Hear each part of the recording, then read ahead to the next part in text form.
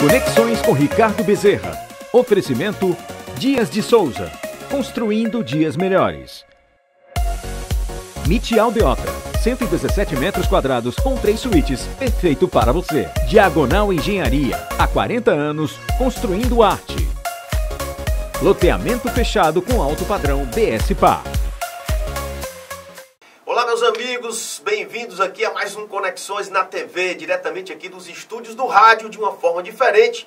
A gente está trazendo para você o Conexões na TV. E hoje a gente vai conversar com uma grande figura que é CEO do grupo Alvoar, que é detentor da marca Leite Betânia, muito conhecido por todos nós. Quem é que não conhece o Leite Betânia?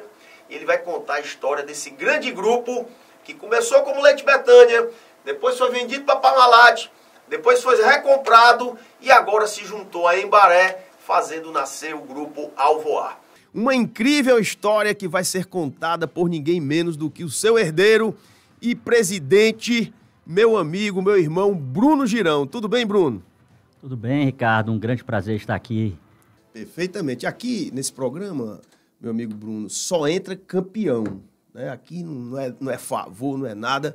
Só entra quem tem história e história campeã para contar. E você, eu já me arrependi de não ter lhe trazido antes, mas antes tarde do que nunca, né? Bruno, vamos começar pelo começo. Eu queria que você contasse como é que nasceu o famoso Leite Betânia. Como é que foi o início daquela empresa que se tornaria a maior indústria de lácteos do Nordeste? Cada uma responsabilidade muito grande contar essa história, porque eu só peguei da segunda fase para frente, né? A gente costuma aqui dizer, quando a gente conta essa história, de que a Betânia tem duas fases. Uma fase que foi tocada pelo papai, lá em 1973, ele junto com um grupo de amigos, irmãos, comprou uma fazenda que era do seu Gerardo Lima, né? Seu Gerardo Lima, um industrial, da FAI, da Formasa, né? Tinha uma fazenda em Quixeramobim, né? Essa fazenda produzia leite e ele tirou um empréstimo da Sudene, naquela época, para industrializar o leite que produzia na fazenda. E o nome da fazenda chamava Betânia.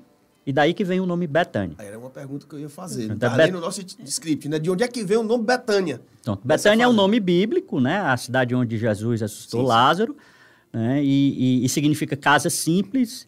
E o nome do leite é Betânia né? Era a fazenda do grupo Gerardo Lima. Do Gerardo Lima. E o papai comprou esse negócio, né? E logo se mudou para Quixeramobim. Né? O doutor Gerardo Lima, né? Não estava sendo bem sucedido no negócio. O papai tinha perdido o pai. Começou a trabalhar na cooperativa de laticínios de Maranguape, lá em Maranguape, porque minha avó tinha herdado né, uma pequena fazenda de produção de leite, se relacionava, vendia o leite para Maranguape. Isso era uma pergunta que eu ia te fazer. Já tinha um negócio parecido, similar na família, né? Exatamente. Então, né, e aí tinha se destacado na área comercial, o doutor Gerardo Lima entendeu que podia vender esse negócio para ele. Ele costuma dizer que não tinha dinheiro, mas tinha coragem. Né? E foi assim que ele se mudou para Quixeramobim e fez daquela região uma região produtora de leite. Hoje é o município que mais produz leite no Ceará. Beleza. Né? E a gente literalmente conseguiu tirar leite de pedra lá, porque lá não é propício, né? Digamos assim, não é o melhor lugar do mundo para se produzir leite. Tá aí, a personificação do termo tirar leite de pedra foi a Betânia, lá em Quixeramobim, né? Mas engraçado, é incrível, né? Quer dizer, que teu pai com um negócio em Fortaleza, Maranguape, é região metropolitana, de repente faz esse negócio, se muda para Quixeramobim, né? Para estar dentro do negócio, né? Impressionante, cara, impressionante. Como era a relação, Bruno, tua com teu pai? Tá? Era uma relação de um filho que faleceu recentemente. Não, né? Minha mãe faleceu, papai é vivo. Sua pai é vivo, sua mãe que faleceu recentemente, né? A relação com meu pai sempre foi uma relação de muita admiração. Ele é um workaholic, né? Um obcecado pelo trabalho, um empreendedor nato, né? Consegue ver oportunidades onde a grande maioria das pessoas não enxergam, né? E me ensinou a dar valor ao trabalho, né? Extremamente dedicado. Me lembro de ter passado muitos e muitos finais de semana das fábricas com ele, lá em Quixeramobim. Quando a gente tinha férias aqui, ia para a fazenda, ia para a fábrica. Então, Tu gostava já desde menino? Eu acho que gostava do movimento. Né, de estar perto dele, de aprender, sempre de uma forma ou de outra. Eu sempre fui uma criança muito danada, né, e lá eu podia fazer as minhas danações sem precisar ser muito, digamos, reprimido, né, porque ele estava trabalhando e eu tinha espaço. Espaço pra caramba. Mas era uma relação muito forte, é uma relação muito forte. Ele tá com quantos anos hoje? 73, né? Menino, porra, é novo pra caramba. Então ele tá direto, ele tá contigo direto. Vai nas fábricas. Vai, hoje menos, né, mas é uma pessoa que né? Tá sempre ligado, sempre enxergando oportunidades, recebo o WhatsApp o tempo inteiro, você olhou isso, né? Fulano tá querendo me vender uma fábrica, você devia ir olhar, é um obcecado por crescer. Que beleza. Bruno, eu sempre gosto de perguntar, apesar de que eu não espero que a pessoa diga, não, eu tenho uma formação acadêmica e tal. Outro dia eu estava conversando aqui com o Alexandre Salles, nosso amigo, nosso irmão, e o Alexandre disse, cara, eu sou formado pela vida, e ótimo. Então, assim, mas é minha obrigação lhe perguntar, eu já estudei um pouquinho sobre você, qual é a tua formação acadêmica? Eu sou formado em administração, com concentração em finanças e logística. Tive a oportunidade de fazer faculdade nos Estados Unidos, em Boston, né, uma faculdade chamada Northeastern. Né, lá passei quase 5 anos da minha vida. Né, e eu te confesso, Ricardo, que eu não esperava voltar para trabalhar no Ceará. Pois era, outra pergunta que eu ia te fazer. A minha família tinha vendido os negócios, vendeu os negócios para a Parmalat lá em 94. Vamos já chegar lá. E eu tinha o desejo de empreender, de trabalhar numa empresa americana, de passar uma temporada lá. Acabou que as condições da vida, né, me permitiram voltar e logo depois a gente recompra esse negócio, onde eu venho gerir. Né? Mas por um momento você pensou em ficar lá. Né? Você foi para lá pensando em ficar, a verdade foi essa, né? Ou pelo menos passar mais tempo do que simplesmente os 4, 5 anos da faculdade. Né? Eu queria trabalhar no Banco Mundial. Eu tinha um amigo, né, Cleidson Rangel, que até hoje mora lá em Boston, era do mercado financeiro, e ele um pouco que me incentivou a olhar muito esse mundo de finanças e tal, e eu achava que tinha a obrigação de poder devolver ao estado do Ceará e à minha região a possibilidade de desenvolvimento. Então, o Banco Mundial é um banco que investe, na sua maioria... BID, Banco Mundial...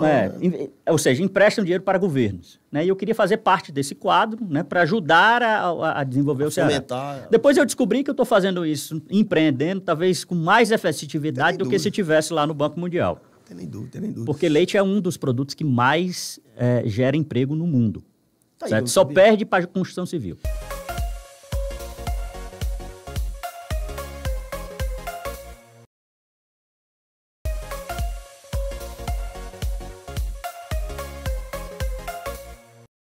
Por que é que houve esse interesse de vocês e por que é que efetivamente vocês venderam a operação Betânia para a gigante mundial Parmalat? Quando foi isso e por quê? Ricardo, em 94 o Brasil passava por uma reformulação econômica, o chamado Plano Real. Né? E naquela época eu tinha 17 anos, papai tinha acabado de construir uma fábrica de leite em pó aqui em Morada Nova. Anos antes, o Ceará tinha tido uma grande produção de leite, né? O governo veio pressionando, porque os produtores não tinham para quem vender o leite. Naquela época só tinha leite barriga mole, em saquinho, né? E precisava fazer uma fábrica de leite em pó, porque a forma de você estocar leite, a forma mais econômica é na forma de leite em pó. E aí ele, junto com a Sila, naquela época, né, construíram uma fábrica de leite em pó. E essa fábrica ficou pronta em 93, em 93 teve uma grande seca aqui, a produção de leite caiu, ficou aquele elefante branco sem leite para processar, nenhuma conta para pagar. E o juro nas alturas, porque o Fernando Henrique naquela época, acho que era juro real de, 3, 4% ao mês, né? E a conta só aumentava e o papai, né, com uma relação que sempre teve de muita lealdade, de muita firmeza junto aos produtores, disse que preferia vender o negócio a ter que deixar de pagar os produtores. E a Parmalat, naquela época, vinha comprando todo mundo e nos fez uma oferta. Inicialmente, o papai não aceitou, passou mais 6 meses, 8 meses, certo? Achando que daria para sair, né? Os prejuízos só aumentavam e depois ele teve que aceitar a oferta da Parmalat. Mas, segundo ele, foi uma dor imensa vender aquela empresa que ele tinha construído, que tinha criado, quase como se perdesse um filho, né? Mas aí, ossos do ofício, as coisas mudam, né? E a gente teve essa oportunidade de recomprar esse negócio em 2002. Porque teve quarentena? Você teve, né? Tinha uma quarentena, ninguém podia entrar no negócio. Apesar de que a família tinha uma sociedade em João Pessoa e Campina Grande, lá na Paraíba. Tinha um sócio, um primo do papai, que não queria vender o negócio para a Parmalat. E a Parmalat permitiu que a gente continuasse sócio dessa planta, lá com a marca Lebon. Lá na Paraíba. Lá na Paraíba. E esse negócio se manteve, né, depois estocado por um tio meu, o Fred, né, e aí esse negócio se manteve até recentemente, quando a Betânia acabou readquirindo esse negócio. Né? E tinha também uma fábrica de queijo no Pará. Mas era um negócio muito pequeno, perto da Betânia, né, que chegou a ter 11 fábricas na região Nordeste, né, inclusive em Goiás, sendo líder absoluto já naquela época de participação mercadológica. Qual era, assim, eu acho que leite, me corrija se eu estiver errado, a gente mede o tamanho das indústrias de lácteos pelo volume de leite produzido anualmente? Por dia. Por dia. Naquela época que você vendeu para a Parmalat, você se lembra qual era a produção? Em média, 300 mil litros por dia. 300 mil litros por dia. Naquela época. Depois depois a gente vai ver como é que está hoje para a gente comparar. E aí, amigo, você vendeu para a Parmalat, obviamente você procurou outros negócios, a família. Você era muito jovem naquela época, tinha 17 anos, foi aí que você resolveu estudar nos Estados Unidos, etc, etc. Mas a família procurou outros negócios, você disse que teve até concessionária de carro, nada a ver com leite, né? Foi aquela história, né? O papai tinha uma visão muito... Né? Ele queria arrumar um negócio para mim, né? Segundo ele, e queria comprar uma franquia. Ele disse, olha, eu vou ser sócio, oferecer a ele uma participação. Era até o Luiz Nunes, que mexe com casas hoje lá o grande Luiz Nunes. Lá em Guaramiranga.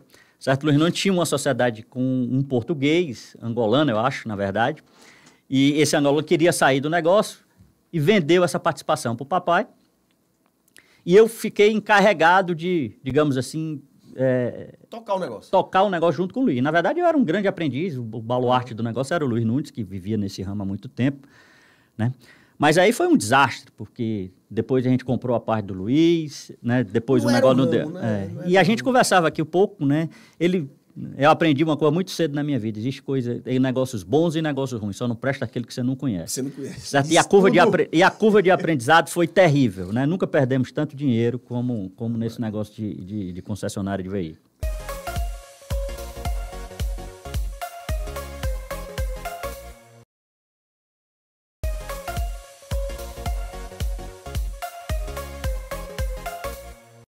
A Betânia se uniu a Embaré, nasceu a Alvoar Lácteos. E qual é a composição societária dessa nova empresa? A Alvoar nasceu desse desejo da gente se juntar e fazer uma empresa maior. E hoje a composição societária é 1/3 da família Antunes Schmidt, né, que era da Embaré, 1/3 da nossa família, bloco de controle nosso aqui, e o fundo de investimento Arlo, que já era um sócio da Betânia lá atrás, né, antes da fusão, e que foi quem permitiu que esse negócio... A Embaré era maior, ela tinha uma produção maior do que a de vocês, mas não era maior do que a de vocês, porque tinha, assim, líquido, falando aqui em termos líquidos, a Betânia era mais ou menos do mesmo tamanho da Embaré, é isso mesmo? A diferença é que a Betânia tinha mais produtos de valor agregado, porque tinha uma linha de iogurte, né, e apesar de faturar um pouco mais do que a gente, né, a Betânia tinha menos dívida, portanto valia mais, e tinha um pouco mais de rentabilidade em relação à Embaré. Então, a gente fez equilibrou e a gente, né, avaliou os negócios basicamente... Vocês já se conheciam há muito tempo, em algumas feiras, Eu já tinha feito uma viagem com os membros da família da Embaré, mas a relação era muito profissional, assim, não tinha nem... Né, a gente se conheceu mais durante a negociação. E foi o fundo que trouxe que fez esse casamento, vamos dizer assim. Legal. Quais são os números do grupo Alvoar hoje? Hoje a gente está processando próximo de 3,5 milhões de litros por dia. Somos a 5ª maior empresa láctea do Brasil, né, com 4.500 funcionários, e devemos fechar o ano próximo de 5 bi de faturamento. Caramba, hein? É grande, hein? Para você ver, né? Uma empresa que estava numa certa dificuldade e foi vendida para uma empresa, a outra empresa entrou em dificuldades, recompraram, cresceram, se fundiram com outra grande empresa, hoje são o 5º maior grupo lácteo do Brasil. Um orgulho para o Nordeste, um orgulho para o Ceará. Bruno, quais são os próximos passos do Grupo Alvoar? Quais são os planos de crescimento ainda maior dessa empresa? Cara, meu desafio... Você é o CEO da empresa hoje, né? Eu fui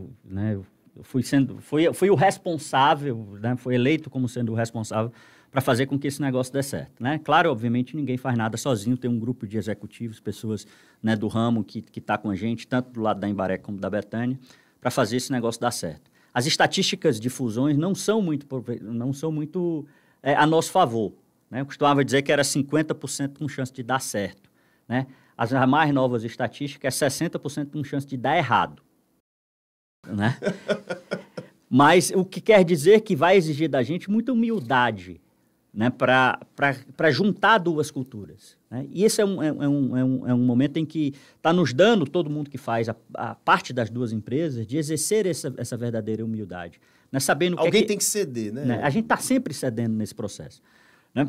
A Embaré certamente tem coisas que faz com muito melhor do que Betânia fazia, e Betânia tem coisas que faz muito melhor do que Embaré. Então, a gente está pegando o melhor desses dois mundos para criar a Alvoar, né, que é esse nome novo, essa empresa que a gente espera que tenha condições de dar voos mais altos. Então, nosso foco nesse exato momento, nesse próximo ano, é de juntar essas coisas, consolidar, junção, né, fazer com que a gente pense conjuntamente. Pretendem abrir capital? Eu acho que qualquer empresa no Brasil, certo, tem que olhar essa oportunidade. Essa possibilidade. Hoje os mercados estão fechados, mas eventualmente, se você quer perpetuar o negócio, né, e que se você busca capital qualificado, abrir capital é uma condição que você deveria estar sempre observando. Perfeito. Né? E isso está nos nossos planos. Obviamente, se vai ser possível, se não vai ser possível... O tempo dirá. O tempo dirá. Vocês pretendem crescer com operações greenfield, ou seja, começando do zero, ou pretendem fazer aquisições Brasil afora? A gente vai fazer as duas coisas. Né? Eu acho que tem áreas e alguns tipos de produto que nós não entramos ainda, né? Como é o caso de queijo, que provavelmente a gente vai fazer uma planta greenfield, né? Mas se aparecer a oportunidade, nós estamos olhando. Né? Nós somos do ramo, né? Nós entendemos que tem uma série de regiões ainda que nós não estamos. Só para você ter uma ideia, o Nordeste, só o Nordeste do Brasil, sem pensar Brasil ainda, tá? Tem 170 mil pontos de vendas alimentares. Nós estamos em pouco mais de 60 mil. Poxa, tem triplo. Né? Então, triplo só que dentro do Nordeste ainda tem 100 mil pontos de venda ainda que não vendem nem produtos Betânia, nem produtos Camponesa. Incrível. Portanto, né, ainda é um oceano de oportunidade. A produção hoje é 100% vendida? Macho, é muita pergunta em pouco tempo. É 100% vendida ou sobra alguma produçãozinha? Em leite, o que você compra, você tem que vender. Sim, óbvio. Né? Certo? Mas no geral. No geral, tudo é vendido. Às vezes você não vende do preço que você gostaria de vender. Mas tem que vender, porque é uma máquina que você... Né, um pouco diferente de algumas outras. A vaquinha dá leite 24/7, 365 dias por ano. Certo? Se ela não sabe se o seu negócio, se o mercado está bem, está comprador, se não está. Então, se você fez um acordo com o produtor de leite, se vire para comprar o leite dele. Porque e arrumar um jeito de... Porque senão ele não te fornece de novo. É uma relação de confiança, né? Ele produz um produto... paga na frente ou paga depois? A gente paga com um prazo de 22 meses. De 1º a 15 a gente paga no dia 1º e de 15 a 30 a gente paga no dia 16. As margens do negócio são, comparados com outros negócios do agro, são maiores, menores ou iguais? As margens médias de uma indústria láctea, né, giram em torno de 5% a 7% sobre o faturamento. Certo? As mais bem geridas conseguem 7%, as menos conseguem 3%. Então, tá ali, é um negócio de margens muito apertadas. Muito apertado, né? Né? Entretanto, se você olhar um pouco sobre rentabilidade, ou seja, o retorno sobre o capital investido, aí se equilibra com os outros negócios. Bruno, para não dizer que nós não falamos de você, qual é o hobby do Bruno Girão? Eu gosto muito de documentários, adoro aprender, certo? E tem duas formas que eu aprendo. Né? Eu gosto muito de YouTube, de documentário, de Netflix, tudo que você imaginar, se for para aprender, eu estou junto. Certo? Histórias, Histórias, né? Agora adoro podcast, né? Quando eu estou parado assim, eu gosto de aprender. Né? E eu gosto também de um bom papo. Certo? A forma que eu mais aprendo hoje é se relacionando com gente que me ensina alguma coisa. Gostou desse papo aqui? Que maravilha. Né? Então, meus amigos, esse foi o programa Conexões de hoje com o Bruno Girão. A gente entendeu um pouquinho dessa grande marca chamada Betânia, Grupo Betânia, aqui no Ceará. E a gente volta no próximo domingo, às 8h30 da manhã, com mais um grande convidado. Sabe por quê, Bruno? Porque aqui no Conexões só entra campeão. Até lá! Conexões com Ricardo Bezerra. Oferecimento Dias de Souza. Construindo dias melhores. MIT Aldeota. 117 metros quadrados com 3 suítes. Perfeito para você. Diagonal Engenharia. Há 40 anos, construindo arte. Loteamento fechado com alto padrão BSPA.